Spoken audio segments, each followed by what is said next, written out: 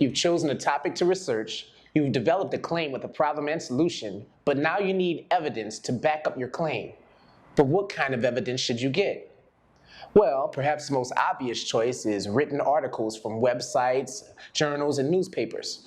But if I were only into obvious choices, I would just always wear my One World hoodie whenever I was doing a One World video. Okay, bad example. But here are some good examples of evidence you can get from all around you. First of all, there's nothing wrong with the traditional research track of searching websites and print media like journals and newspapers. A lot of useful information can be obtained that way. But as media grows and changes, so does the way that information is represented, and therefore, so should our research methods.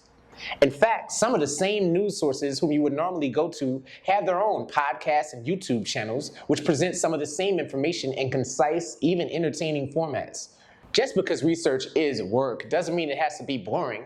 It can be fun, even like a treasure hunt, if you're creative about where and how you search.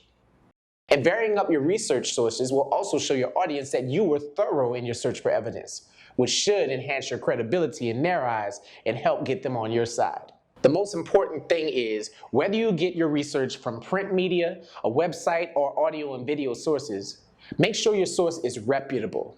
That means that they have a good reputation in their field, and that they're known for presenting solid data which is itself well-researched and defensible, not based on a bunch of hunches or hearsay.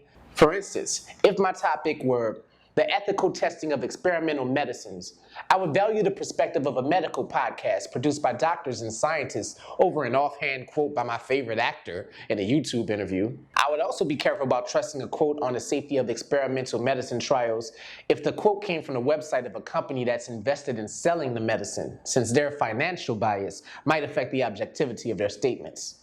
So, to wrap it up, articles, written pieces dealing with your issue, full of juicy quotes and statistics which they can give you, found on websites and in journals and newspapers. They can give you data, sustain your views greater. Podcasts, topical chit-chat, which can deliver on topics you listen instead of watching. They got them on politics, pop culture, and pizza. You might find your topic a topic which they would feature, and it might surprise you, but let me tell you, really, you could find evidence on YouTube videos. News media has gotten wise, modernized, made concise videos, and watched their followers rise. So don't be so limited with your types of sources, but do be specific with your standards of their origin. Reputable, believable, not make-believe, trustworthy, so you ain't deceived.